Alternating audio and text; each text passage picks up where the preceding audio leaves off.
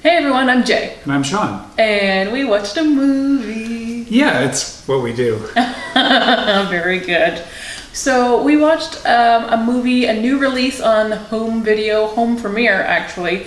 It's called Spontaneous. So it's based on a book by Starmer. It is a teenage love story / horror movie / dark comedy thing. Dying teens. Dying teens, sure. All kinds of blood and gore and guts. Wow, what a teenage romance. Let's dive right in, because this one was actually fun, I thought. And I sort of had low expectations, so I was so pleased by it and to be pleasantly surprised for once. That is always nice. That is a nice feeling. So it stars Katherine Langford as Mara and Charlie Plummer as Dylan. These are the star-crossed lovers in their senior year of high school. And basically Mara is just at school in a class like any other day, drops her pencil when the girl sitting in front of her explodes. Like she is a water balloon filled with blood that has been dropped from a great height. Wow, and nobody in that classroom was sufficiently scotch guarded for what happened. But yeah, there's no indication of anything else. Like the desk she was sitting in is intact, her clothes are intact. But the meat bag that was whatever her name is, let's say Chloe, is no more. Yep. She just exploded. Ooh. What a cleanup scene. Yeah, what an experience. Yes. So that whole classroom is evacuated, taken to the police department. And yeah, it does kind of seem like maybe the authorities are just waiting to see if anyone else is going to explode. And eventually someone does. And eventually a lot of someone does. So all of the explosions, the teenage explosions, they're all happening to people in Mara's graduating senior class at her high school in her small town. So it's only happening to them, but nobody knows why it's happening to them. And of course, right behind the media come the government, the CDC, everybody is in town trying to figure this out. This is quite a pandemic. One that most of us could feel pretty safe about because we are not seniors in high school. And yet, to the seniors in high school, this thing has an extremely high death rate. We don't know how it's being spread or how the deaths are happening. Pop next. That's right. Nobody seems to have any symptoms. They just go. They just go kaboom. So all these teenagers get quarantined in these little like ET tents that they've set up in the town. And they're being studied every day. And they're being experimented on, I would say, with medications, all kinds of trial drugs. Experimental stuff, and people are still exploding. Teenagers are still exploding. So just imagine this heady mix of teenage hormones. They're having a permanent sleepover together in these sexy CDC tents.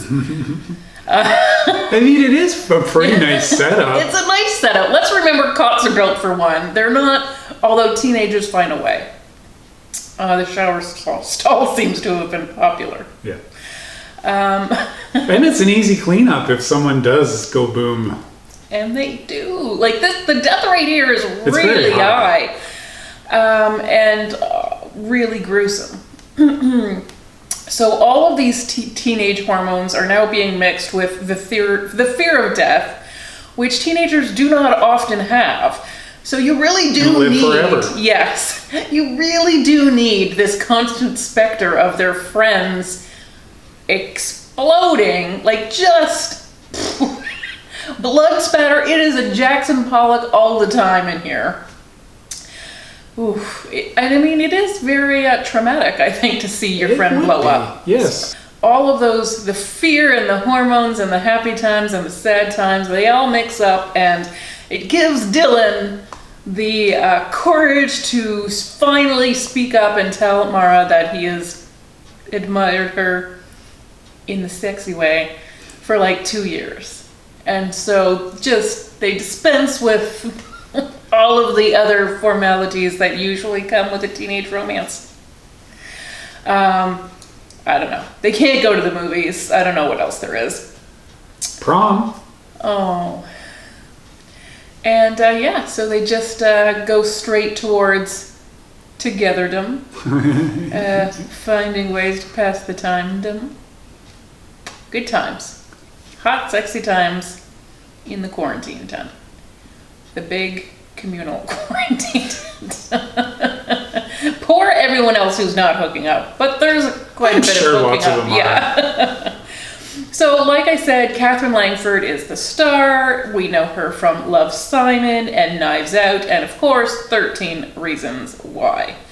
There are more than 13 reasons why I didn't really like Katherine Langford when I was watching her on that show, and I quit watching that show because I really... Oh, it's a brutal show. It was, the second season was, yeah. The first one was hard enough to hang on. It was difficult, but it's a difficult subject matter, and it was a kind of a gross premise. The second season was like, okay, that's probably more than anybody ever needed.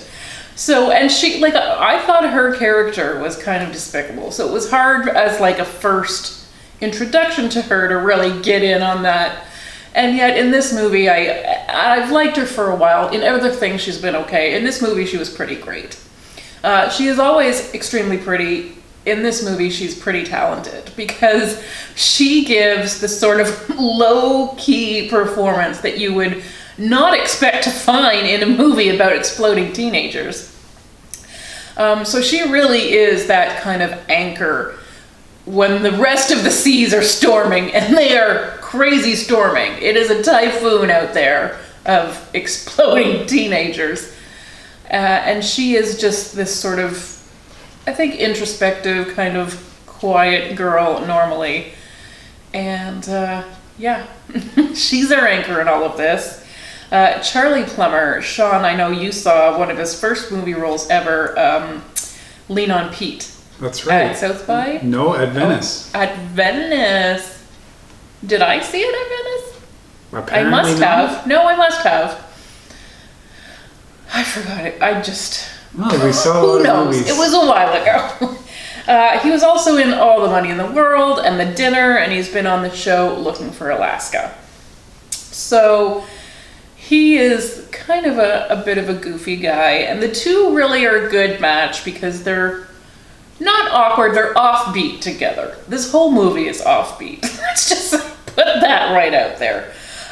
Writer-director Brian Duffield, this is his first directorial of a feature-length film, so it's really impressive, I think. He comes out of the gates with some pretty strong swings. He's taking some risks on this movie. It is certainly hopping from one genre to another. It's not always maybe super successful in keeping the tone even, and I was pretty okay with that. I think there are some genuinely funny moments that took me off guard because I wasn't expecting like that really dark humor, which is great and I kind of love when it's done well. Certainly there is buckets and buckets of blood that would satisfy any lover of the horror genre. And then there's also this, somehow teenagers have managed to have a romance amid all of this the chaos. end of the world. Well, for them it could be. I also liked that there was a little subplot involving her parents. Horrible, played by Piper Perabo. Remember Coyote Ugly? Who could forget? Okay then. And Rob Huebel. So they, Ron Huebel, they play her parents, and I think it's a very important grounding exercise to touch in with these people every once in a while, to remember, like, teenage love stories, we get swept away in all of the like fun and romance and the passion of having this, mortality looming over you. But her parents are very much going through my daughter could die at any moment. Even disregarding that, my daughter is going through something pretty major. She's hurting, she's grieving, there's loss all over the place and nobody knows how to handle it. Do these kids keep going to school? Do they graduate? Do they apply to college? Will any of them survive to prom? It's a pretty dicey time. So I did like that we checked in with these two periodically because they were going through a lot. Yeah, they were going through a lot. And I think it is almost harder to be the parent considering the loss of your child than to be the person who might die. Because, of course, in a way, yes, you never really believe it's going to be you until it is. So a pretty strong young cast. Do not get attached to anyone because they're all gonna die. That's right. They are seniors in high school. It's supposed to be this transitional time when people are growing up and going away, but many of them are not going to grow up. They're going to blow up. And it's not pretty. And it's not easy to contemplate the fate. Either way, I think it's very difficult for them to plan any life. And a lot are feeling guilty about living any kind of life when so many are no longer there. So even though it is a horror movie, it is a comedy, it is a romance, there's also something to say about like communal tragedy, like this sense that it's almost too much. How could anybody process so much loss and such horrendous loss? And then there's this layer, of course, unexpected at the time of filming, I'm sure, of this pandemic, when we don't know who we could lose, who could get it. Of course, in our real life COVID-19 pandemic, everyone is vulnerable. And so there's that new layer because now we know what it feels like to be told to quarantine. So that's a really sort of extra additional layer that they couldn't have even planned for. No, they couldn't have. But here we are. So many films seem to have little things like this. I notice them more. Yes, exactly. So did you like this movie? I did. I thought it was pretty solid. As you said, it's an interesting mix of genres, but it works. And it's pretty, one of the best dying teen movies I've seen in a while. Because it's not really about that. It's about living despite what else is going on. That's right. And it's not trying to be a tearjerker. It is a blood splatterer. It is, it's weird to think, is it super gruesome? It's almost so much that it's hard to... Cartoony or comic booky. Because it's... just everywhere. There's not even a body part left. Like, there's not like a severed arm. No. They're just goo. They're just a sea of red. But I thought it was smart. I liked the script. It was really strong. I have not read the book, but I sort of think I might now because clearly there must be some pretty clever source material there. So yeah, I was pretty impressed with this. I liked it a lot. I laughed. I didn't cry. I was horrified at times. But it does make you think about... Yeah, what are you waiting for? Yeah. Yep.